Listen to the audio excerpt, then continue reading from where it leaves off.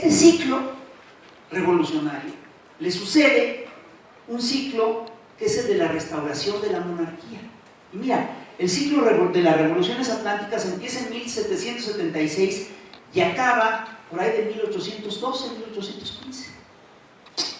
¿Y qué fue el ciclo de la restauración de la monarquía? Fue simplemente una reacción, y ojo, el ciclo de las revoluciones atlánticas fue una revolución en contra del sistema feudal, en contra de las coronas, en contra de las monarquías. ¿Y cuál fue la reacción? La reacción fue el ciclo de restauración monárquica, que de repente los señores de las viejas élites dijeron: ya estuvo suave de revoluciones, las revoluciones solo nos han dado dolores de cabeza, no han traído nada bueno, etcétera, etcétera, y buscaron restaurar la monarquía tal cual. Y entonces, por ejemplo, en Francia regresa la monarquía al poder, bajo las manos de Luis XVIII, bajo el mando de Luis XVIII. Y ocurre una cosa muy curiosa: esos señores regresaron para que todo volviera a ser como antes. Pero ¿qué creen? Que habían pasado muchas cosas. Ya la gente había probado lo que era expresarse con libertad. Ya la gente había probado lo que significaba tener una prensa libre, lo que era organizarse a nivel de base. Y pues ya no fue fácil regresar a la monarquía. Y de hecho los monarcas regresan como si no hubiera pasado nada. Uno de los grandes pensadores de los grupos conservadores era un francés que se llamaba Talleyrand, que era un tipo que estuvo maniobrando entre la revolución y la restauración. Y cuando ve regresar a los monarcas y hacer lo que habían hecho siempre, dijo una frase que es fantástica: dice, no aprendieron nada, no olvidaron nada. Regresaron a que las cosas fueran igual cuando todo había cambiado. Entonces el ciclo contrarrevolucionario monárquico de la restauración monárquica en realidad dura poco. Se establece en 1812, 1815 y se rompe en 1842, cuando en Europa hay como una epidemia de revoluciones en la Europa occidental. Y hay rebeliones en Francia, en Alemania, en Italia, en Inglaterra, pues en todas partes. Y es el ciclo que se llamó el ciclo de la primavera de los pueblos, la revolución de la primavera de los pueblos. Y ese ciclo revolucionario, básicamente lo que decía es: oigan, lo que plantea es, no nos pueden regresar a los tiempos de la vieja monarquía. Y dio como resultado ese ciclo el establecimiento de varios regímenes parlamentarios, con presidente y congreso, todo ese rollo, y dio el surgimiento de monarquías acotadas. Por ejemplo, Inglaterra, por ejemplo, Holanda, donde hay monarquías parlamentarias, hay una monarquía pero hay un parlamento. Ese ciclo, el ciclo revolucionario de la restauración monárquica, tuvo su repercusión en México con dos proyectos muy importantes. El proyecto de Agustín de Iturbide, que se corona emperador de México en 1820-21, y el proyecto de los hombres de bien, que es un proyecto que encabezan los sectores conservadores del país en aquel entonces. ¿De acuerdo? Y el ciclo de la primavera de los pueblos tiene en México una repercusión muy interesante que se da en dos puntos, en dos planos. Por un lado, fuimos precursores de la lucha de la primavera de los pueblos, cuando Valentín Gómez Farías en 1833 impulsa un gobierno democrático y un régimen parlamentario, y después lo aplastan los hombres de bien y vuelve a reestructurarse, vuelve a resurgir en 1855 con la Revolución Liberal y con el Plan de Ayutla. Ahí hay un movimiento importantísimo. Y fíjense bien, después de este periodo hay un nuevo ciclo contrarrevolucionario muy fuerte, que es un ciclo que podríamos llamar como el ciclo del gatopardismo, en el cual los miembros de las viejas élites monárquicas hacen alianzas con las nuevas élites industriales y se dan estos fenómenos que veíamos en las novelas a cada rato, que una rica hija de un conde pero caído en desgracia se casa con un rico industrial y entonces conforman una nueva élite. Ese ciclo aquí en México tuvo un eco muy importante. ¿Saben cuál fue? Fue el Porfiriato. El final del Porfiriato fue eso. Las élites conservadoras se alían a las nuevas élites liberales y establecen un periodo importante de estabilidad económica que permite, entre otras cosas, que a los trabajadores les saquen el jugo como nunca. Entonces, crecen la sobreexplotación y toda una serie de cosas y vemos que hay familias que de repente se hacen increíblemente ricas. En esa época, en México, por ejemplo, la principal fuente de riqueza era la tierra. Entonces empezaron a consolidarse latifundios importantísimos, ¿no? Pero latifundios modernos, que producían su tequila y producían su aguardiente y producían productos industriales, etcétera, etcétera, etcétera. Y esos latifundios basaban su riqueza en gran medida en el trabajo esclavo, en el trabajo semiesclavo del sistema del peonaje. Y fíjate que durante varios años se incuba en este periodo un proceso revolucionario muy importante y muy radical, que es lo que llamamos el ciclo de las revoluciones sociales, que empieza de manera concreta con la Comuna de París de 1871. Tiene un momento importante con el auge de organización sindical en los países avanzados, en Europa y en Estados Unidos. Los sindicatos se organizan y se organizan en serio, de modo que, por ejemplo, en Estados Unidos, en Chicago, se organiza una huelga que reúne a cerca de 500,000 de trabajadores. Y 500,000 de trabajadores amenazan con ponerse, bueno, 250,000 están en huelga, 200,000 más amenazan con ponerse en huelga, y lo que piden es que se haga la jornada laboral de 8 horas, que los dejen trabajar 8 horas nada más, porque 16 horas de trabajo, 14 horas de trabajo, no le conviene ni al patrón, hombre. Además es cierto. Y ganan, y desde entonces celebramos el 1 de mayo, el Día del Trabajo. Y este ciclo de revoluciones sociales tiene un momento importantísimo en México, en 1910, perdón, con la insurrección maderista. Y mucha gente te dice, no, la Revolución Mexicana no fue una revolución socialista, fue una revolución burguesa, y hay quien dice fue una contrarrevolución, fue una revolución campesina, etcétera, etcétera. Espérense, vamos a revisar lo que era la época. En aquella época la izquierda no es lo que hoy concebimos como izquierda, lo que concebimos como izquierda en el grueso del siglo XX. La izquierda a principios del siglo XX era una izquierda que se dividía entre los marxistas y los anarquistas. Y en México el grueso de los revolucionarios pues eran anarquistas, el grueso. ¿Quién fue uno de los grandes precursores de la revolución? Pues Ricardo Flores Magón. ¿Quién fue uno de los grandes caudillos revolucionarios e ideólogos y quién sacó uno de los documentos básicos de la revolución? Pues fue Zapata. ¿Zapata qué era? Zapata era en realidad fourierista, era un socialista utópico. ¿Y qué era Villa? También era una suerte de fourierista. Y hasta Madero era una suerte de fourierista raro. Pues eran socialistas. Y esta revolución fue la primera revolución social del siglo XX. Y perdóname, la Revolución Mexicana fue importantísima. El contenido social de la Revolución Mexicana se revela claramente en la Constitución de 1917. Esa fue la primera constitución del mundo, fíjense bien, la primera constitución del mundo que consagró a nivel de ley los derechos sociales. Eso, ay pinche mente, lo hicimos nosotros. Y está consagrada en 3 artículos claves. El artículo 3º, el artículo 27 que garantiza los derechos de los campesinos y el artículo 123 que garantiza derechos de los trabajadores. Derecho a asociación sindical, derecho de huelga, etcétera, etcétera, etcétera. Fue una revolución importantísima.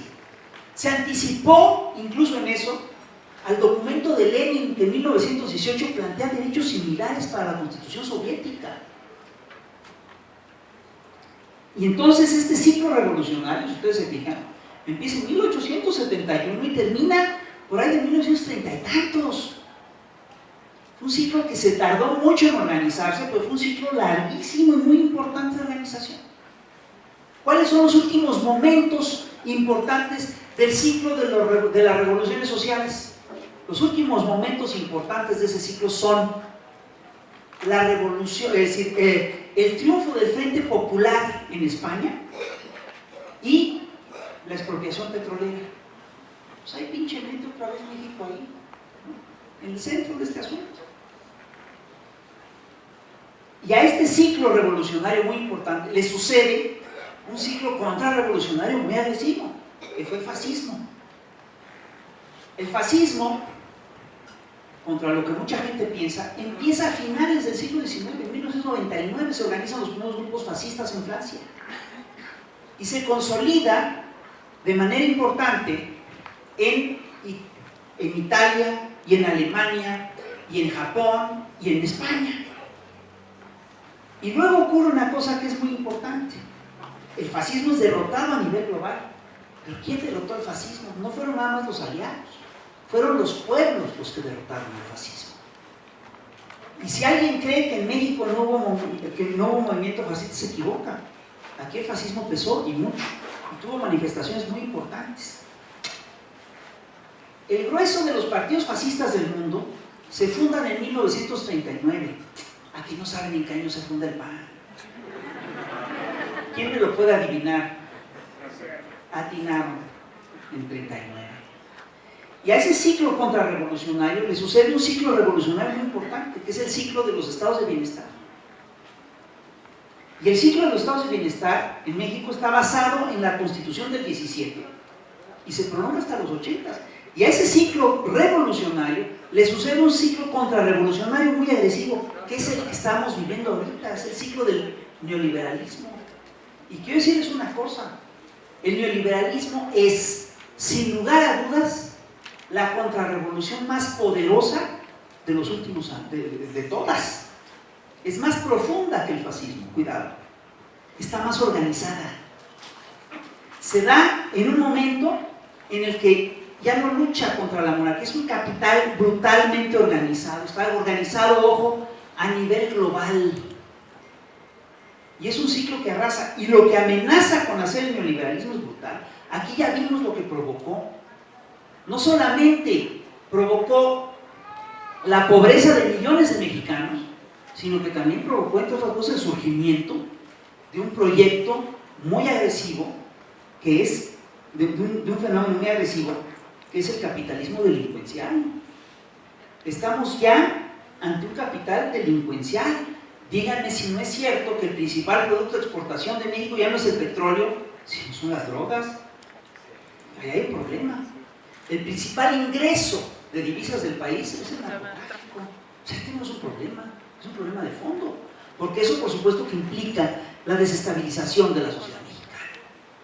Y toda la inseguridad que estamos viviendo ahorita es producto de ese proyecto.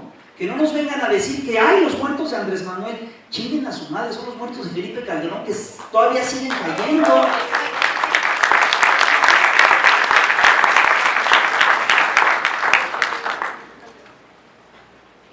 El capitalismo que hoy se impulsa es global, tiene un supragobierno, y hay que entenderlo, tiene organismos de gobierno supranacionales, que son el Grupo de los 7, el Fondo Monetario Internacional, el Banco Internacional de Desarrollo, etc.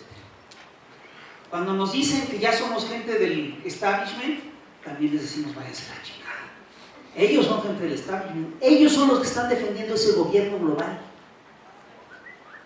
Lo que logramos es muy fuerte, logramos romper la inercia neoliberal y estamos defendiendo proyectos nacionales y estamos defendiendo, entre otras cosas, el bienestar de los mexicanos. Y en unos cuantos meses, Andrés Manuel logró revertir, y nosotros logramos revertir, y los congresistas que están aquí presentes, Nunca me había pasado, pero ahora me siento a gustísimo con los pinches diputados que tenemos. Estos sí son diputados, perdón, y la verdad se la rifan, se merecen un aplauso, por supuesto, en nuestro triunfo, de veras. Y están echando a andar toda una serie de proyectos que nos benefician a todos. Pues ustedes creen que esto ya está establecido y que ya nos podemos ir tranquilos a casa porque ya están desgobernando, están muy equivocados. Vamos a enfrentar el odio y la furia de la reacción mexicana, que ya se están organizando. Vamos a enfrentar el odio y la furia de los grandes capitales multinacionales que ya nos echaron el ojo, ¿sí? Y vamos a enfrentar la inercia de las lógicas neoliberales. Tienen además estos señores mecanismos para hacernos la guerra. Y son mecanismos bien pinches eficaces. Ellos ya no hacen la guerra como se hacía antes, con soldaditos y con... Bueno, todavía las usan, en casos extremos las usan. Pero el grueso de las guerras, desde la caída del bloque socialista, son distintos. ¿Qué pasó ahí? Pues de repente Estados Unidos se dio cuenta que era la potencia hegemónica a nivel global, que tenía el ejército más poderoso del mundo, pero que no le alcanzaba para controlar a todo el mundo. Entonces buscó mecanismos alternos para controlar a la población, y ¿saben qué? Sí los tiene. Y nos controlan más de lo que creemos, mucho más. ¿Cuáles son sus herramientas? Pues es muy sencillo.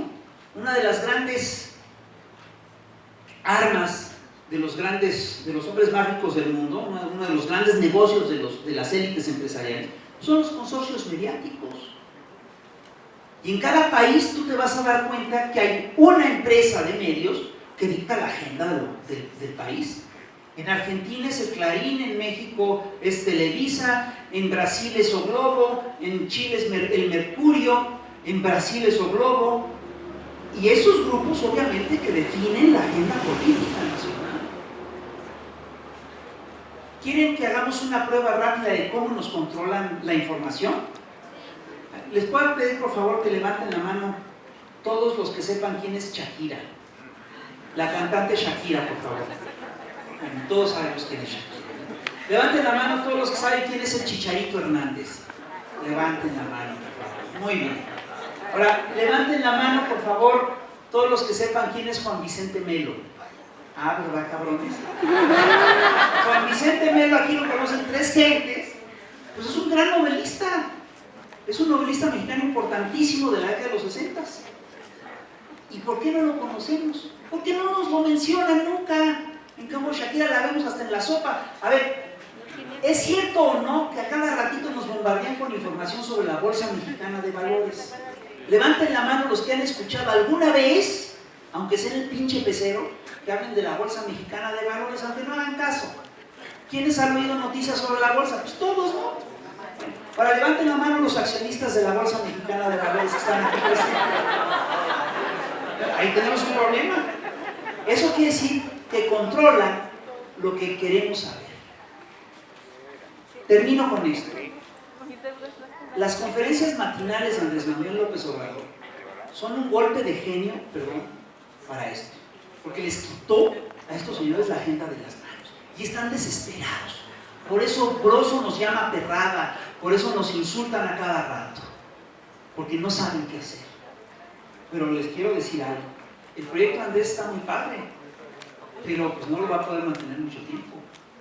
Y para que eso funcione, tenemos que consolidar núcleos duros de la sociedad que estén informados. Y para eso es este pinche proyecto de formación política. Este proyecto de formación política es estratégico para el proyecto de Andrés Manuel. ¿Saben qué? ¿Qué implica todo esto? Implica que el campo de batalla hoy en día está en nuestra cabecita, son nuestras mentes. Si nosotros encontramos herramientas de análisis y conseguimos información verídica, no nos van a hacer nada, estamos ganando. Si nosotros dejamos que el Chucky y el Chicharito nos avasallen, ahí estamos perdidos. Necesitamos informarnos, necesitamos defender el proyecto y para eso necesitamos entender que estamos enfrentando la barbarie neoliberal. Y voy a terminar ya con esto. El modelo neoliberal no solamente